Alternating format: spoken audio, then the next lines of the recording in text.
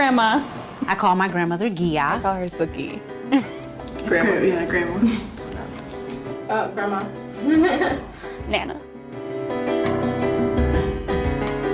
I think she thinks that like Granny is like kind of cute. Like I think that's her like Jenny from the Block like upgrade on Grandma. So only my sister and I call my grandmother Gia. It was like a Suki now, you know, so she's Suki to everybody. Good night, sweetheart. Well, it's time to go. Good night, sweetheart. I haven't really heard her talk much about her life and her experience. She instilled like mannerisms and being very poised and always putting your best foot forward. Because my grandmother is really sure about who she is.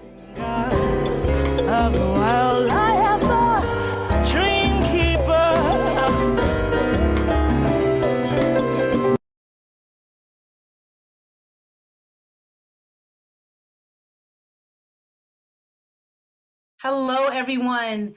Welcome back to the Grandmother Project presents Pearls and Pocketbooks, our live interactive monthly webinar experience featuring Black grandmothers and granddaughters discussing love, life, and everything in between.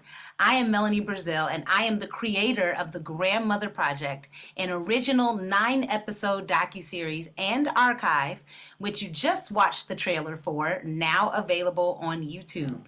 Simply go to youtube.com/The Grandmother Project and click subscribe. The link will be in the chat.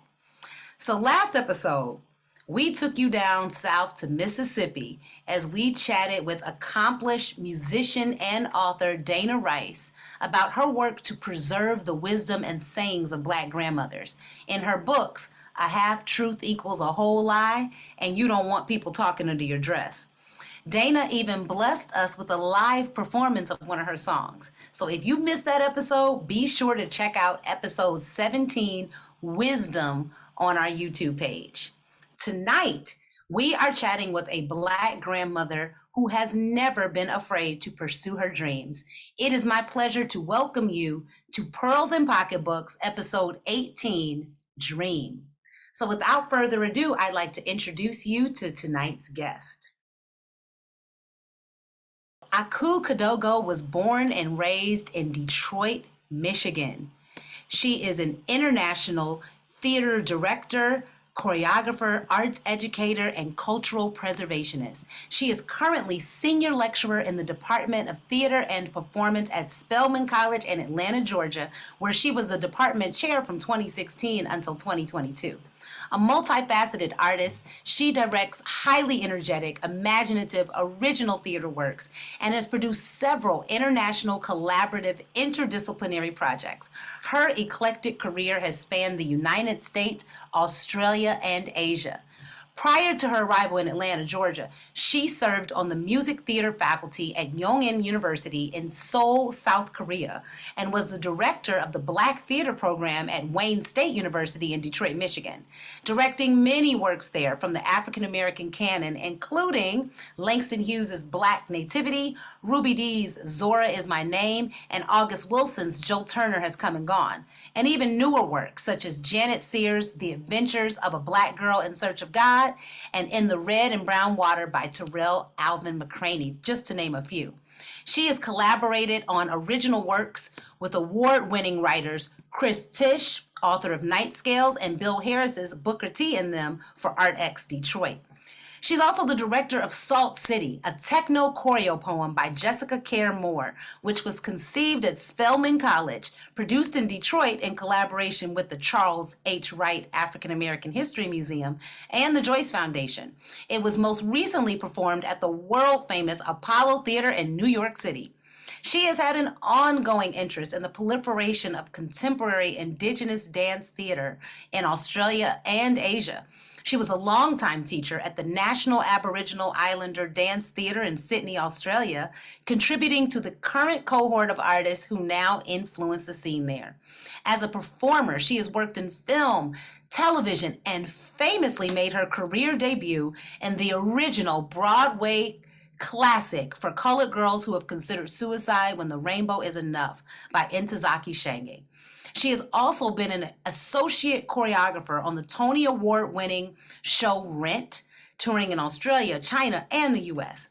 She divides her time between Atlanta, Georgia, Detroit, Michigan, and Sydney, Australia. She is a mother and a grandmother, affectionately known as Nani.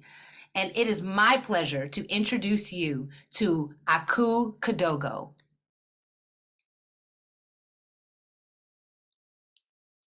Sister Aku, welcome. I should have you introduce me all the time. That's an impressive bio. I mean, really, it is. You are so impressive. It's amazing to just, hear about all that you've accomplished in such a short period of time. Thank you for joining us today.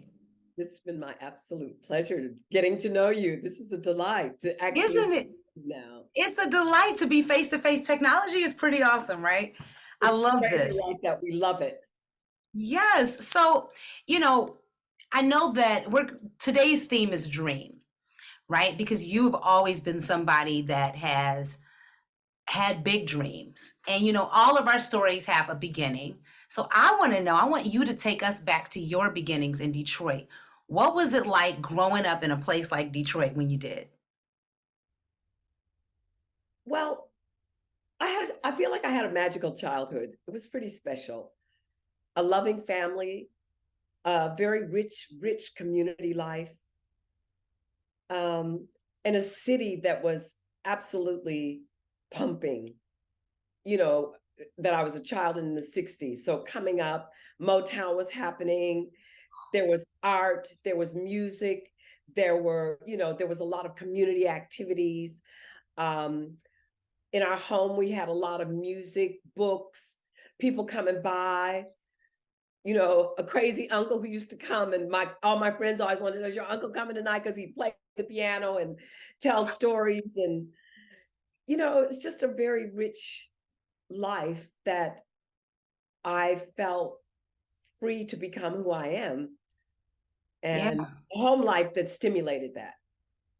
And so how do you think that, that kind of community shaped your capacity to dream, to have big dreams? Love. I felt loved, and I felt people encouraged me. When I did well at school, people wanted to know about it. People wanted to help you. Your teachers used to help you a lot at school. If you did well, they submitted your writings. I had my writings submitted into things. People say, this is good. So I feel like there was a lot of love around. And when I talk to a lot of my friends now, there was a kind of community love that protected us, but also gave us wings.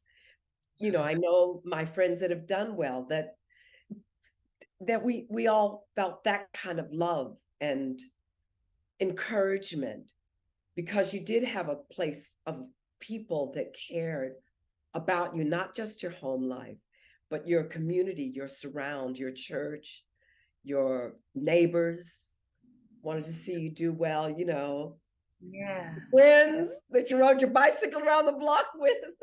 I can only imagine. And I mean, that's such a beautiful sentiment. And it really does boil down to that. It's just that feeling of love, and that, because it can take you so far, Yes.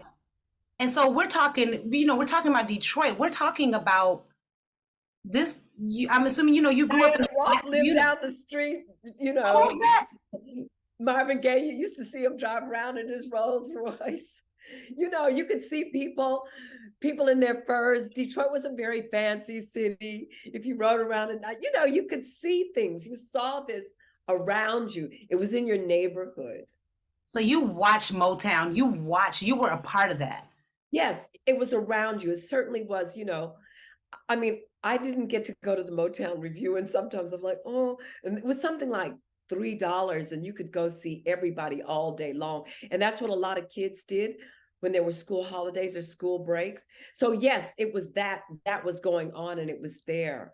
It was around you. But I mean, I think of the people that I did see up close and personal. Ike and Tina Turner, we were in a gymnasium. Like, you're on the level with them. Stevie Wonder, you see these people, they're just like, they were there and you were close to them. It was not these big stadiums like it is now. Mm. Can you all out there imagine? I don't know if you all out there listening are hearing this, but can you imagine just being in Detroit and seeing Marvin Gaye drive down the street in a Rolls Royce? I mean, that is just, it's amazing. It is truly, truly amazing. Alicia Gamble says incredible. And hello to Leanne Robertson, who's joining us. Really, all the way from London, but now is in the States. So, hey, we shout out to all of our wonderful viewers. Thank you so much for tuning in. So, you know, you talk about how this community buoyed you with love. And I know to that end, I know a lot of artists have these, as an artist, we tend to have these pivotal moments that really change us early on. And so for you, did you have such a moment like that, like a moment where you experienced something where you knew, hey, this is what I want to do. I want to be a performer. I want to be an artist. Well, there's some things you can never forget. One, I think I was about 8 years old, and my father used to organize these art fairs in the local park. And it would be, you know, people, and they'd hang their paintings and everything. But my mother grabbed me by the shoulders one day and she turned around and she said, look, it's royalty. And it was Nina Simone walking with Dudley Randall, who was the owner and publisher of Broadside Press. And they were strolling through the park. So that's like first image of like, oh, there's something special about these people. And then when I was 17, I went to see Nina Simone. My parents kind of randomly, they took us all to different concerts and took us to see, me and my brothers had, you know, everyone had different people that they went to see. And they asked me if I wanted to go see Nina Simone. And I said, sure. But what they didn't know until like later, many years later, it was like, that Nina Simone concert blew my mind. She was so regal and indomitable and on the stage and the space, and just then she got up and danced and threw her dress around, and I lost it. I went, oh, I want to do that. But then I didn't just see her that year. Then the next person that came to town was the Ailey Company, and Judith Jamison was dancing Cry. Well, I lost my little 17-year-old mind. It just went, no, I got to get to New York. So oh, I can't even imagine Judith Jamison and Nina Simone. So you were in the room with those people, and it was, like I said, it isn't the large stadium life that we live now. You are much more up close and personal. So the Shakti, if you will, is palpable. You can touch it. It's, you know, it's electrifying. Yes, that energy. Electrifying.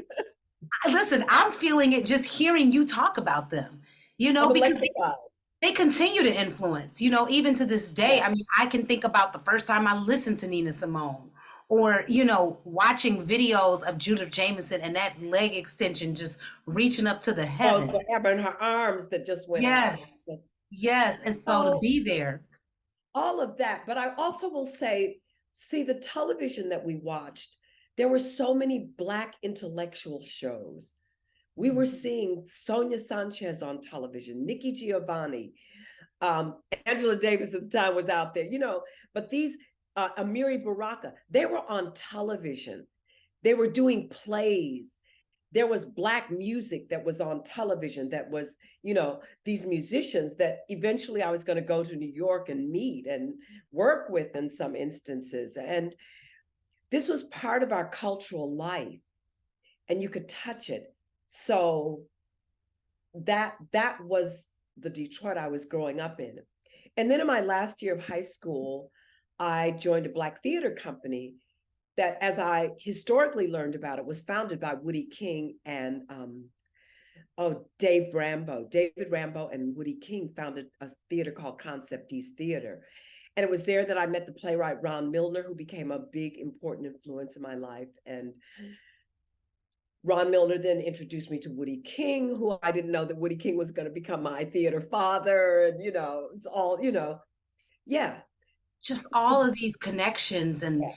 Yes. and to have these people be at your fingertips, to have such a rich Black community really that was That's feeding itself, and it's just, you can't really put a price tag on that.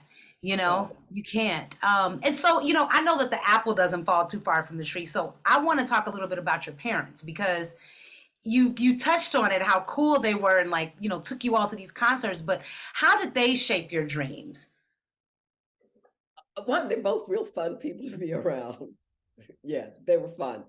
Um, and they, my father, Don Vest, was a businessman, and my mother, Hilda Vest, was a school teacher.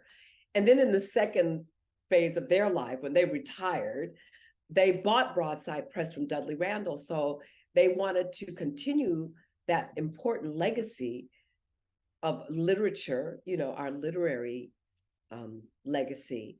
And they bought Broadside Press. So they also had their own, and then they became like artists. Like, when did my parents become these groovy people? How'd y'all get cool? That's right. When did this happen? Sometimes I come back to Detroit, I was like, wait a minute, can I get to my folks? All y'all groovy people around them. So yes, we just had this really fun upbringing that was full of, like, one of the things I love about the community, and I really kind of miss, was that our house certainly was a gathering place. So people came by the Friday night after, you know, when everybody, but then there was dancing. They were playing those 45s from, you know, the newest 45 coming out of Motown. There was music, there was talk, there was talk. There was, I know some of my students are currently doing monologues, and one of them has a monologue of when Cassius Clay was becoming Muhammad Ali. Ooh. But my students didn't know who Cassius Clay was. I was like, oh, let me explain something to you. This was his name before, and it was important. This was a really important change. But remember, so this is the era we're growing up in. So you have people like that. You have Richard Pryor's making his mark. There's just all this richness that's, Yeah. It was a bit of a renaissance, it feels like, you know, of just. it certainly does. It's certainly, because it is the Black arts movement. So That's right. this is the New York that I was going to. And that permeated, that was coming through our televisions and our lives in, you know, in the Black theater that I was doing. The first play that I did was by Sonia Sanchez, called Sister Sanji. We were doing Amiri Baraka plays. It was like a renaissance, but the culture was just so rich and at your fingertips, and everybody was talking about it. Whether they liked it or not, it didn't necessarily mean that people liked it, but it was controversial, and people, discussion. the Malcolm X people and the Martin Luther King people. Yes. It didn't matter which side of the fence you sat on. It was, you know, there was People always were talking. Yes. Yeah. And so, and yeah, so these are people who worked in the factory. These are people who were postmen. These are people who were school teachers. These are people, so it's just like, but it was going on. These are people who were homemakers. And it's all, everybody has something to say. I love that you said that, because we come from so many different walks of life. And I love the fact that you said that, you know, everybody was a part of this. This wasn't something just for a certain class of folks. Everybody had something to say. People had opinions. Ideas were bumping up against each other, you know. And can you say, we've got some wonderful pictures of your parents that are we like to put up. So let's get those slides up, because we got to know where this started, how we got you. So let's put those slides up of your beautiful parents here. And maybe while we're getting those up, you can talk about the significance of Broadside Press. Talk about that, because I'm not sure if our audience necessarily knows about this publishing company, this press. So Dudley Randall had the first Black publishing company, Broadside Press, and he lived on Old Mill, which was literally around the corner from where we grew up, Sturtevant. And the people that he first published, Sonia Sanchez, Hakeem Matabuti when he was Don L. Lee, Nikki Giovanni was on that, Nicolas Guillen from Cuba.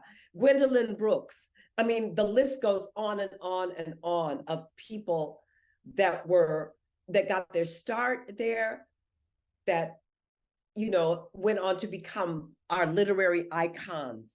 Wow.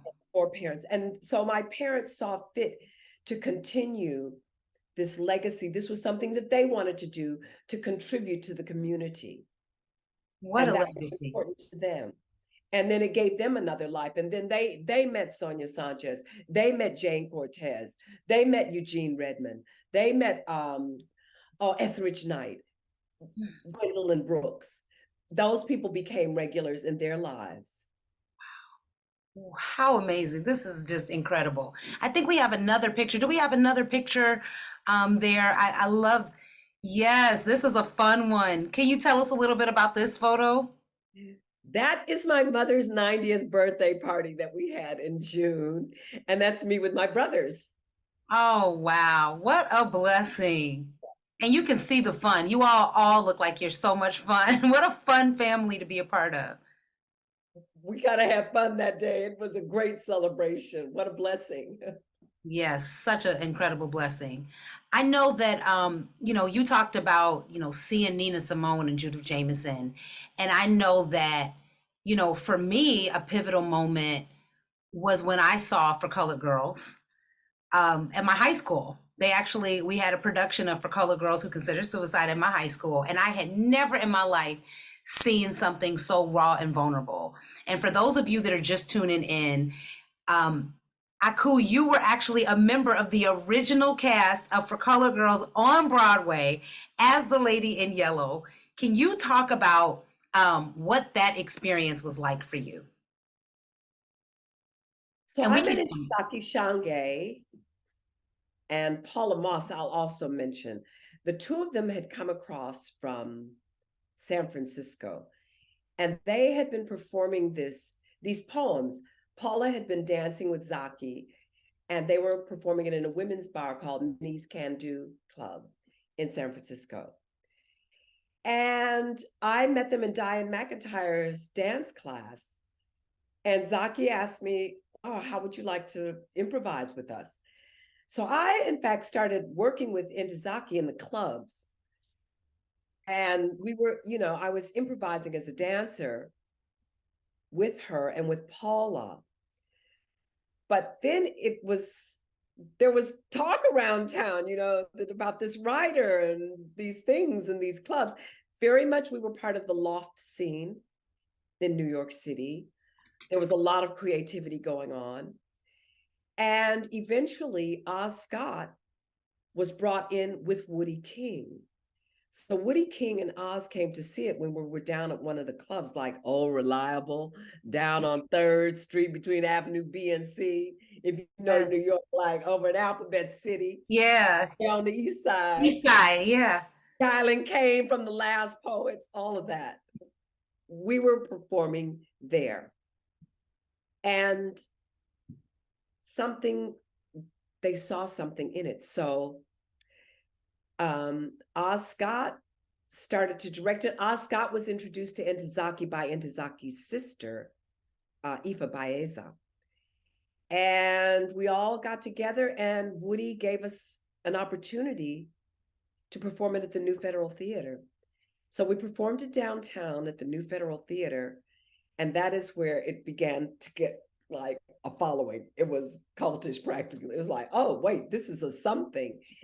I think that was one of my favorite times performing For Colored Girls because of the proximity of the audience to us.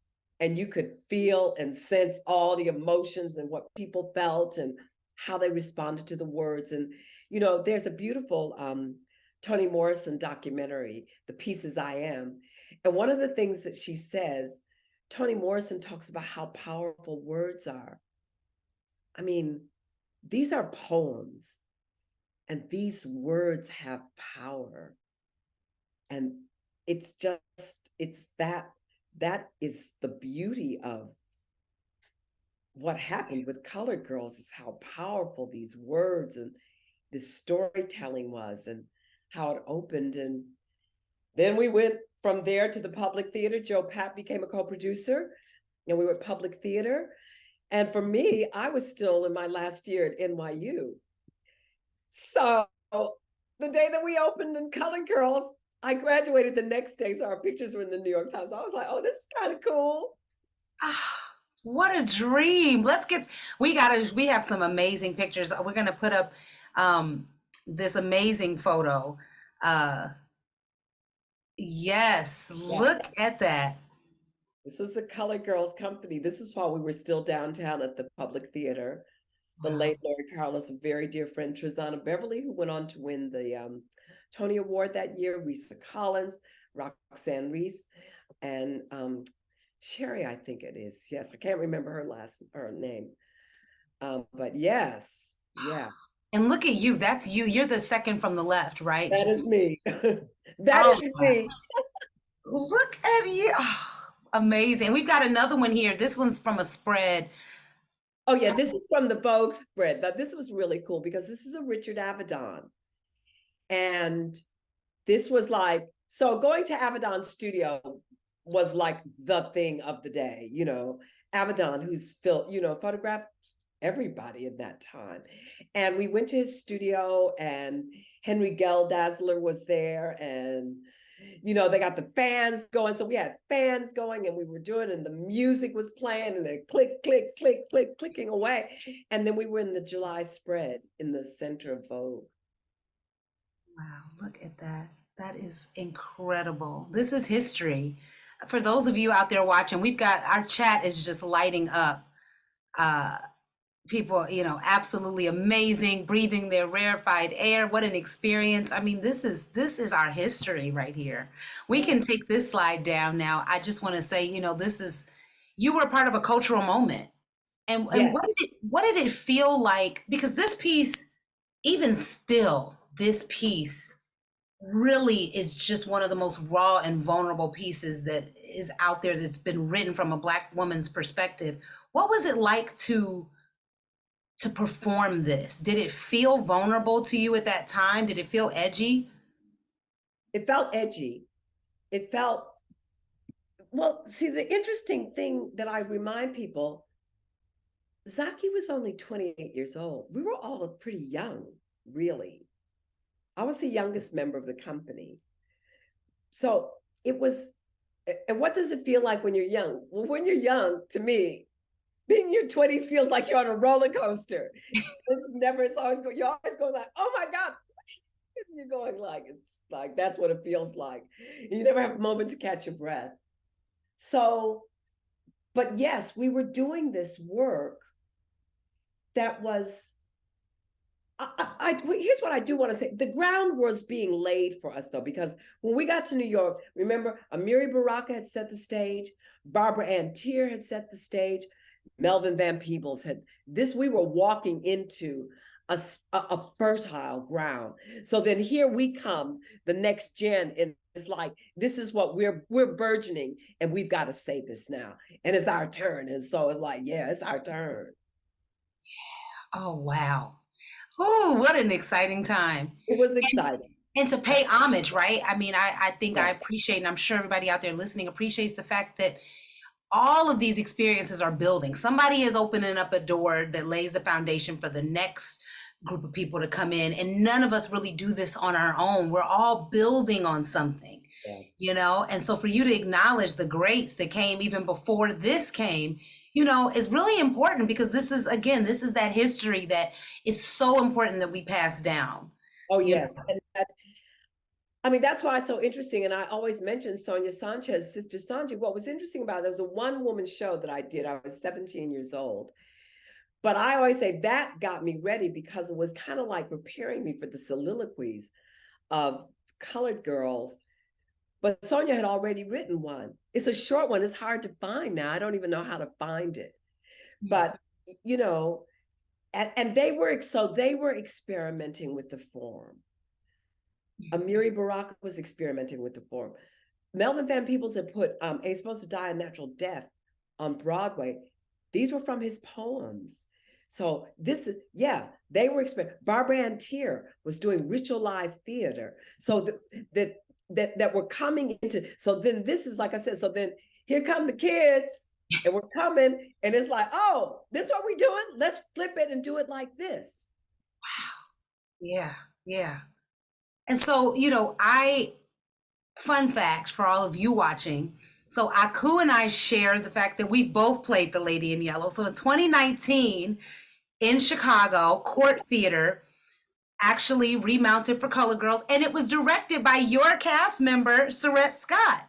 Sarette Scott, yes, who was on Broadway with us. Absolutely. Yes. So we've got a slide. I had to put these pictures side by side. So on the left, that is a picture that I found in the New York Public Library digital collections from. Yes. Sarette is back there in blue. That is correct. So Sarette is actually in the orange. In the orange. Okay. She's in the orange, and that's Lori in the blue. And Reese, but Sarette is there. I'm in the front. Yes, that is correct. And then this is the Court Theater production side by side. There I am in yellow, and we've got our amazing cast here. Yes. And so this was just my way of paying homage to you, because this piece has been so groundbreaking. And I know we've got some people out there from Northwestern. We did an adaptation called The Pershing. So we've got some of those people here that are Gina. Hi, Gina. Gina was a part of that process. This piece continues to give and give and give back, and it has been such an important piece for Black women. So thank you, Aku. This is my chance to tell you thank you on behalf of so many women that this piece has touched. Really, really powerful. So thank you so much. Thank you, Intozake. Yes. Yes, and definitely paying homage to Intozake, who, again, this legacy just continues to live on. So thank you. So with that, we talk about how this piece was such a phenomenon, and I know that it opened up a lot of doors for you. So tell us, after you did For Color Girls, what sort of doors open? Where did you find yourself after you did that piece? Well, interestingly enough, I left the company a year after being on Broadway. And it took me many years to figure, why did I do that? Like, why did I leave? I was on Broadway. And I wanted adventure. I wanted to find out more. So I took off for Brazil, because I'd also been studying dance. I'd been studying with Thelma Hill, the late Thelma Hill. And she had been bringing Brazilian dancers. And also one of my mentors was a woman named Pearl Reynolds, who was a Dunham trained dancer. And what I realize now is that I was also, while I was studying, I was also kind of getting this anthropological input through Dunham technique. And, you're beginning to look culturally at where dance comes in, or where, it fits ritualistically in life. And I took off for Brazil. I met a Black dancer named Clyde Morgan, he was an African-American dancer living in Bahia. And I went to Bahia. I was studying candomblé. I was studying capoeira. And then I came back, and then I was like, oh, I'm not working in New York anymore. Now what? And then a few days later, I get a call to go to Australia. And so we do For Colored Girls in Australia. And then that's when my life took a whole turn, go this way. And I went to Australia doing For Colored Girls. And then that's where I ended up living from 1978, which is still basically home. It's home. And I met my then husband. I met Carol Johnson, who was the founder of something called the National Aboriginal Islander Skills Development Association, which is a school for indigenous and First Nations people. And it was breaking a lot of ground at the time. And once again, I found myself in a place that was so exciting and groundbreaking. And we were in this school, and we were flying by the seat of our pants. We were traveling to remote areas. We were working with indigenous traditional tutors that came down from communities. We were working across language lines. We were taking young people out to the communities. It was really, really, really exciting. It's amazing to me that art can cross those kind of boundaries because you Yes. had never, I mean, in some ways the cultures are share sort of this history of oppression in some ways, but then in some ways they're very different. So what was that like for you crossing these cultural boundaries with, indigenous cultures in Australia? Well, you learn to listen better. I think I think the first inclination probably is you go thinking you might have answers, and then you go like, oh, maybe I don't have answers. Maybe I better be quiet and find out what's the question, or how do I fit into this, or what can we share? What knowledge can we share? And that's probably what happened in my time in Australia, became culture sharing and knowledge sharing. And how do we become richer and stronger for sharing our knowledge bases together? And that's Wow. what Wow, we've got a great picture of you taking a leap. I like this picture because it looks like you are leaping into the great unknown. Where did you take this photo? that was taken in Sydney. I created a show called Frenzy that I wrote and performed in, and that was one of the promotion shots. Wow, that is amazing. But And that I I know use it now as my picture because it's sort of like, well, that's who I feel like inside. That's what I'm still doing, isn't it? it really is. And I love that you said that you're still doing that because that's what life is. It's taking one big leap after another leap. And I think this picture is perfect. That's the energy, Go for it. Go for it. There's nothing, So that was, and what was lovely about that is that, my husband and I worked together. My daughter grew up in the school. She always talks about she has a family, which it's true because, the school her school was right up the road. So we pick her up and then bring her to rehearsal. And I often threw the children in the dances. I was like, Zanzi, you and Benji get in the dance, and I'd choreograph them in and have them part of the show. And yeah, it was fantastic. It was a great, great time at the school. And then after a number of years working there, then I decided I wanted to get back to my own life as a performer director. So then I also grew and began to develop as a performer director. And so in there, I know you mentioned this idea of, people having different versions of themselves, like that we're constantly reinventing, right? And so you mentioned that in Australia, you also became a mom. How did motherhood usher in a new version of you? Or did it?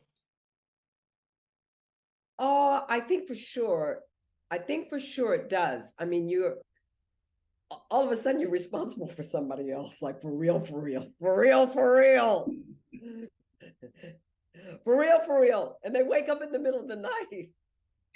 And they won't go back to sleep until you hold them, and then they go back to sleep, and then you're wide awake and your eyeballs are, hanging out of your head for a while. And you wonder if this is going to ever end. And it does. It does. Yeah. They grow up, and it's like a jolt at first, I think. It's like a jolt. And then you, like everything else, then you can't even imagine that you weren't ever that. Wow. You go, oh, I've always been this, but you haven't been. But yeah. That's what everyone says. I haven't experienced it personally yet, but that's what everyone says. They're like, oh, it's different. Did it? Get ready. It's just like, Get and ready. everybody tells you that nobody can tell you. And that's the other thing. It's like, well, no one can really tell you. And then they all do that smile that you're doing right now, where they're like, yeah, it's different, but you'll do it. You get a few tears in there. That's the other thing. It's like, oh, I remember one time looking at my daughter when she was a new mother, and I said, honey, I said, you see those tears you're crying right now? I said, we've all cried those tears. We've all had them. It's okay. Come to mom. Yep, you're all right. Now go get your baby. And so that's actually a perfect segue because did becoming a mother, oh, and we've got this wonderful slide here of you and your daughter and granddaughter. Yes. Wonderful. Oh, where was this picture taken in Australia? Yes, this was in the Blue Mountains. So that's what you could see in the background of the Blue Mountains, one of our That favorites. is stunning. You all look so beautiful in there. And I think we have another one as well. We can go to this. Yes. Yes, that's me with my granddaughter. And she calls you Nani. Yes. That's such a cool grandmother name. She came up with it. Well, I think what it was is that her other grandmother she called her Nan. And then she was looking at me one day and, she's really little. She's going like, Nan, Nan.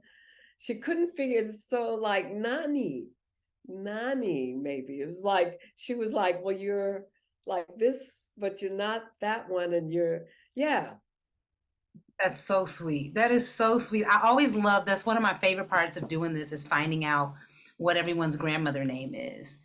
I love that. I love that in the trailer. That is so delightful. Yes, because everyone has I call my grandmother Gia and your Nani. I love that. I love that. It's so wonderful. And so Jima, but now she calls me Jima.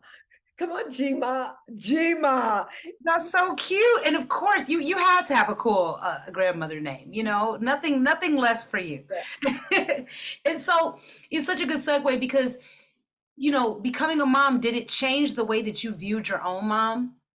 Has it sort of changed the way you? Oh, yes. I think you could start to appreciate what your mother did. You go, oops, you get it now. You kind of, yes, I think that the whole thing about, when you become a family person, you start to see, oh, that you have to make sacrifices, you have to compromise, you have to give and take, you have to become very creative, you have to not do some things like, oh, well, you can't do that anymore. You got to like chill out and learn to say no for some things. So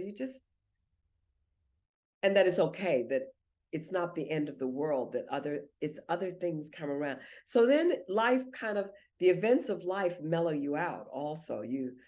The roller coaster, at least the hills stop being so deep. They're just like, oh, here's another one. Right, okay, just hold on. So it does get better, is what you're saying. It gets managed. You start to know how to roll with it, I think. Mm-hmm. Because it's still, life throws a few curveballs at you always. Oh yeah. Yeah, and that doesn't stop. That doesn't stop either.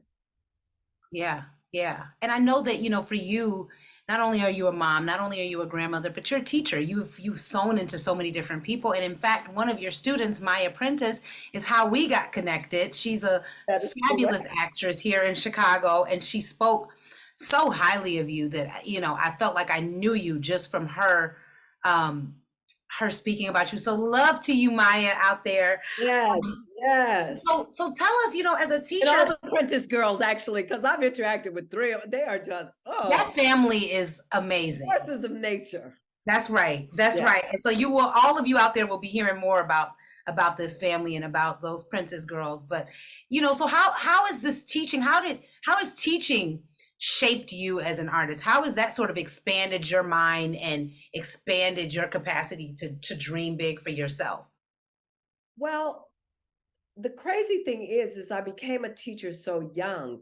Like I didn't, so fresh off Broadway and then going to Australia. And then I became a teacher immediately because Carol Johnson kept saying, well, I want you to teach Dunham technique. And I knew it. I'd been taught very thoroughly. And, but I was like, oh, and I didn't think that I was prepared. But what I started finding out was that when I shared what I knew, then I started to find out I knew a lot more than I thought I did. And then when you start to know things, you can access. It's like, oh, well, this adds into what I know rather than detracting. Mhm. That's amazing. And I know you ended up teaching in Seoul, South Korea. We've got a photo here, I think, of you with some students here. We'll get that up. Oh, we've Oh, got this. Oh, we have to, before we do that, we've got to talk about this. This is 4 generations here. this is so gorgeous. My granddaughter, Amiri, ended up doing a film, and it premiered at the Bronze Lens Film Festival, which is an African-American film festival that happens here in Atlanta. And her director, who is Australian, submitted it, and it was accepted in the student category, and Amiri was the star of it. So we were at the Bronze Lens Film Festival for Amiri, and we were 4 generations. Look at how beautiful that is. So the artist legacy continues. The artist legacy continues. Yes. That is fabulous. And so from here, we'll go to a picture of you with some of Oh, yes. your students here. You've been all over the world, Aku. This is amazing. I have seen a few places in my life. So Yeah. yes, I lived in Young-In for 2 years, and I taught at Young-In University in the music theater department. And I directed Tommy. I directed original works. I directed with a children's theater company, LAT, 12 Singing Animals. I had gone, one of my former Australian students had become the director of a theater company in Seoul, and he just kept saying, "You belong here. You will love it here." And he was right. And one thing led to another, and I got there. And I had an extraordinary time. I really enjoyed it. I enjoyed my students. They were very, very hardworking. I was working across language lines again. One thing I did insist on finally, I did insist that I had a translator initially, because and my chairperson said, no, no, no. He said, they study English and I said, no. I said, we're not just speaking English, we're speaking art. So we're going to be speaking abstractly. So I just feel like I need someone to interpret. And that was a good move. And everybody agreed, and we went with that. So I had an interpreter in class. But then the second year, it just got easier. Sometimes the interpreter wouldn't show up, and you had to just figure it out. we were good then. But by then, there was also a telepathic communication. Yes. That there's Yes. a lot to it, and there's a lot to submerging yourself in a language that you don't know, and there's a lot of ways to communicate. And I think that was the thing that I learned from living in Korea. It's like, oh, language is one way of communicating, but there's other ways of communicating, and you can find them. You can find that ground. Yes. And I think it takes a lot of courage. I think the thing that I'm hearing from you is you seem to possess so much courage, because it takes a lot of courage to take these leaps and to decide that you're going to go to a brand new place where you don't necessarily know the language, and to follow where life is taking you, and to walk through those doors. How have you dealt with fear? Or do you feel fear? And if so, how do you confront it and move through it? I don't know if it's fear. I certainly have moments of doubt, like, what did you do that for? What? How come you did that? But I think I have a very strong sense of faith. I just am like, well, life got you one way or the other, bittersweet, good or bad. You arrive and then you leave. You gotta, it's kind of like, so what's it gonna be? How are you gonna step out? So I think that I have that feeling about,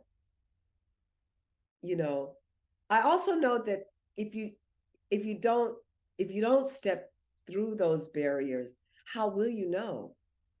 How does anybody know? The thing I've been asking all my students to meditate on this year is the big idea. How do we step to the next big idea? How do you get the next big idea and stop being afraid of stepping to it? Like, how do you do that? How do you get bigger? How do you make a bigger, bolder move? How do you do it? You got to take the first step. You have to take the first step. And you can't be frightened. And things can be scary, you know, so that's the thing. It I mean, can be scary. they can be It's gonna be scary. all right, one way or the other. Whatever you call failing, well, what is failure? It's just another lesson learned. It's like, oh, oops, Yeah. Yeah. oops, that didn't work. Oh, why did I do that? And so I think that's a great, you know, another great segue. We only have a few more questions because I want to make sure I get a couple questions from our audience out here who has been so fantastic. So thank you all for tuning in, everybody out there. Alicia Gamble, we've got Broadway stars actually in this chat. Alicia Gamble, who is Broadway's own, and Harry Potter. This is an amazing group, and we've got people from the West End on here. We really have an awesome audience. But I wanted to ask, you know, what encourages you about this next generation? Because you're working with them now. What encourages you about the next generation of artists? We were having a discussion the other day, the 20th century people with the 21st century people. And somebody was asking me they said, what do you do about the phones and the computers in your class? I said, well, you know what? I said, this generation is multitaskers. They use it. I said, I know some of them are doing homework. I know that. I said, but I'm not interested in those ones. I'm interested in the ones who are listening to me and what I got to say. But see, I had discovered there was one young lady, she always has a computer up. I did a whole lecture. She was looking up all the people I talked about. And I said, Miss Featherstone, what have you? She said, oh, I've written almost an entire thesis on what you've been talking about. And she started like, yes, that's what I mean. So never underestimate. Never. And so this clash that we're having, because it is a little bit of a clash. It's a clash of attention span. It's a clash of how things have been done and how they're done now. It's a segue into where can we meet? How can we? Because the other thing is, I said, as much as people have, I also know when I have all the attention, I'm like, I got a lot of eyes on me today because I'm talking about some interesting stuff up here. So, you know, we've got to find that balance of how to communicate. But I will say that I do understand. Oh, let's use like a simple thing. I used to show films in my class, but it used to drive me crazy that everyone would be on their phones and computers at the same time. I'd be like, so now I assign the film. You go home and look at the film, get on Canopy or whatever you got to do, and you look at the film. That means you can multitask, talk, write, eat, whatever you want to do. And then you can come back and talk to me. However it is you absorb the information, then you come back to me. And so then I come back and then I have really rich discussions like, oh, did you get that? Oh, you got that? Oh. So it's kind of like saying, well, this isn't the way that I do it. Because I can't do all the things open, I can't do it. I cannot do it myself. I only have 2 social media things because I can't do any more. I don't even want to do anymore. I can't.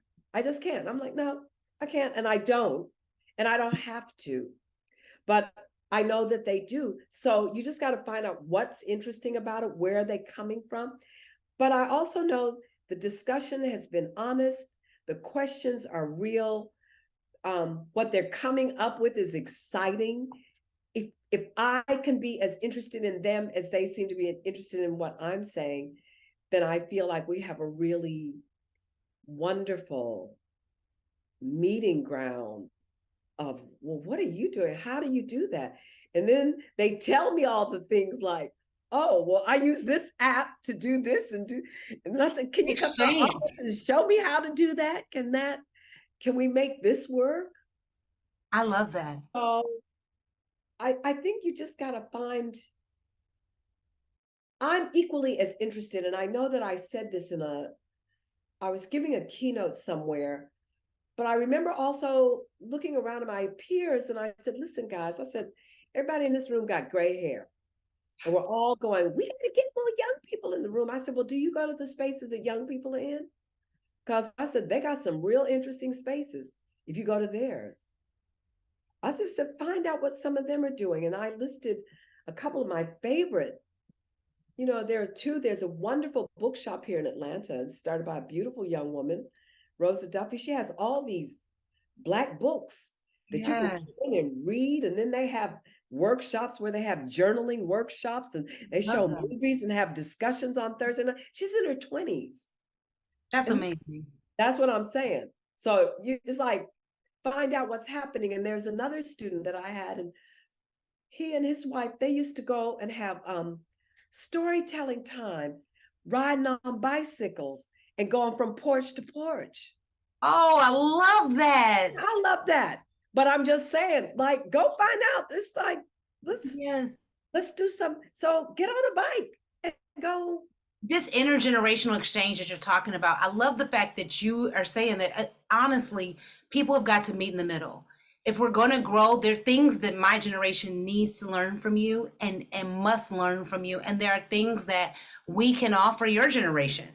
And we need each other. And that's really the basis for this program. This is about that exchange and showing that mutual respect, because we need each other. And so I know we're almost at our time. I do want to ask you one more question. And then I want to get a couple of questions. So fast, doesn't it? It's like, it really does. I'm saying, when you're as interesting as you, it's quick. I told you it was going to fly by. So, what advice would you give? Because you're not done dreaming. You've got a project, Salt City, right? You're a techno choreo poem here. Oh, this is a picture from when you recently had a performance, I think at the Apollo, right? Yes, this was at the Apollo. Yeah. You're continuing to dream. You're continuing to do these things. What advice would you give to a young woman or even a grandmother that might feel like, you know what, they're too far along to have new dreams? What would you say? Never ever give up on your people. Never give up on your people, number one, ever. Not your students, not your young people, not when they shut you down. Don't give up. Just keep trying to find where's the space that we can find communication in. Offer love. I remember one time I saw Tavis Smiley in a lecture in Detroit, and he said, at the end of it, he just said, give love. Like, love is a really important ingredient. I met with some friends this morning, some actor friends, and one was new from South Africa, and he's looking, he's brought his family over and, trying to find a way. So I called another really, dear friend of mine, a colleague that I work with, and said, can we just meet with this brother? And what he said at the end of he said, oh, this is how we're making community. Make community, make it, make time for each other. I think we all agreed that we all live these busy lives and, but unbusy sometimes, busy. One of my beloveds, one of my dearly beloveds in my circle, and I call him my creative partner, Clint Fluker. He's got a young family. And what he does is he has salons at his home now. So they can have the children there, and they invite people and have conversations, and they open up, and it's intergenerational, and they open up with a question for everybody to answer at the beginning. So you can, it's like a big question that you might think, like, what are you dreaming about right now? And what gives you peace? And we go around the room, and there are people from all around the world that come to those salons. I want to adopt that. That is so powerful. And I think that is going to be the way forward, because we're in such an isolating time. Aku, this has been such an enriching hour. Are there any questions? You're such a delight. Oh, thank you. Are there any questions out there for Aku Kadogo before we wrap up? Anybody want to ask any questions of this amazing legend? I'm starstruck. So thank you. Any questions in the chat? We do have a lot of comments in the chat. Alicia Gamble says, amen, failure equals another lesson learned. That's it. We're talking about the cool names. So Nani is so cute and Gma is gangster. people are just really inspired by you, talking about leaping and taking those leaps. Before we wrap up, I just want to say I have to give a special thanks to, we do have a question before we get into those thanks, which is, what is your favorite show that's out right now? Oh, well, the show that I got really enamored with was Lovecraft Country at the moment. That's on. I love Misha Green. I just think she's very, very, I very, do too. She's amazing. she's clever. And I also, what do I love? I love a play that's written by an English playwright named Jasmine Lee Jones called Seven Methods of Killing Kylie Jenner. I saw a brilliant production in Sydney that was out of the box. It was great. So I really loved that.